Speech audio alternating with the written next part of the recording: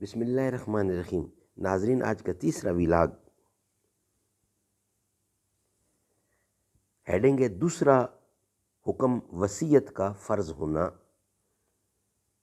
وصیت کے بارے میں یہ ہمارا پورا ٹاپک چل رہا ہے۔ پیج ہے 439، ویلاگ نمبر 3۔ ناظرین، قرآن کریم کا ترجمہ، تشریح اور تفسیر آپ کے سامنے ہم پیش کر رہے ہیں۔ کتاب کا نام ہے معارف القرآن، جلد اول، سورۃ الفاتحہ سے لے کر سورۃ البقرہ، پارہ اول تا پارہ تیسرا، رکوع 8واں۔ رائٹر ہیں اس کتاب کے مفتی اعظم پاکستان حضرت مولانا مفتی محمد شفیع صاحب رحمۃ اللہ علیہ۔ بسم اللہ الرحمن الرحیم۔ الحمد للہ وکفی وسلام علی عبادہ الذین اصطفیٰ۔ قال النبی صلی اللہ علیہ وسلم خیرکم من تعلم القرآن وعلمہ۔ بہترین لوگ وہ ہیں جو خود بھی قرآن پڑھیں، دوسروں کو پڑھائیں، سکھائیں اور لکھائیں۔ راہ ہجرت میں بھی ہمدم، مزار پاک میں بھی ساتھ، نبی سے پیار کا رشتہ نبھایا تم نے اے صدیق۔ انہیں دے گا خدا خود ہی صلہ ان کے تصدق کا، خدا کی راہ میں سب کچھ لگایا تم نے اے صدیق۔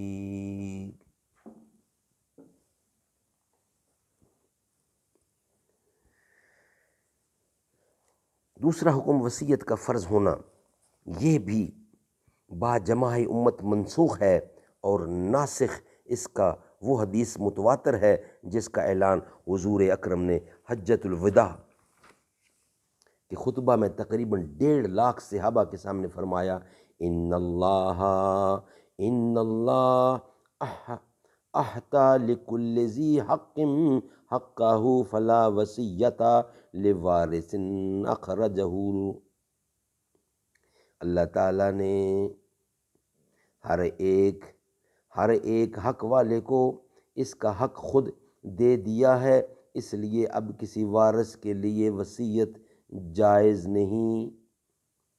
اسی حدیث میں بروایت ابن عباس یہ الفاظ بھی منقول ہیں، لا وصیۃ لوارث الا ان تجیزہ الوارثہ۔ کسی وارث کے لیے وصیت اس وقت تک جائز نہیں جب تک باقی سب وارث اجازت نہ دے دیں۔ اس لیے حاصل اس حدیث کا یہ ہے کہ اللہ تعالیٰ نے وارثوں کے حصے خود مقرر فرما دیے ہیں، اس لیے اسے وصیت کرنے کی ضرورت نہیں، بلکہ وارث کے حق میں وصیت کرنے کی اجازت بھی نہیں۔ ہاں، اگر دوسرے ورثاء اس وصیت کی اجازت دے دیں تو جائز ہے۔ امام جساس نے فرمایا کہ یہ حدیث ایک جماعت صحابہ رضی اللہ سے منقول ہے، اور فقہائے امت نے باتفاق اس کو قبول کیا ہے، اس لیے بحکم متواتر ہے، جس سے آیت قرآن کا نسخ جائز ہے۔ ناظرین، انشاءاللہ نیکسٹ ویلاگ میں اس کا بقیہ حصہ، یعنی کہ ویلاگ نمبر 4 میں اس کا بقیہ حصہ انشاءاللہ آپ کے سامنے رکھیں گے۔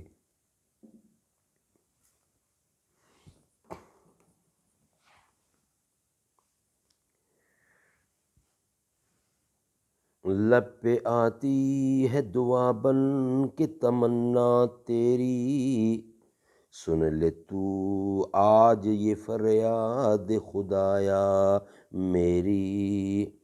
تیرے محبوب نے جس سمت کیے تھے سجدے، حکم سے تیرے اصحاب نبی کے سجدے، سینکڑوں غم لیے سینے میں ہے غمگین کھڑا، اب فقط تیرے بھروسے ہے فلسطین کھڑا۔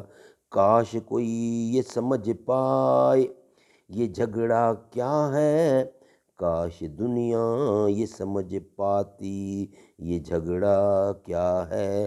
آپ کے گھر پہ کسی غیر کا قبضہ کیا ہے، تو جو چاہے تو ہر ایک بات کو بہتر کر دے، ایک نظر ڈال کے حالات کو بہتر کر دے۔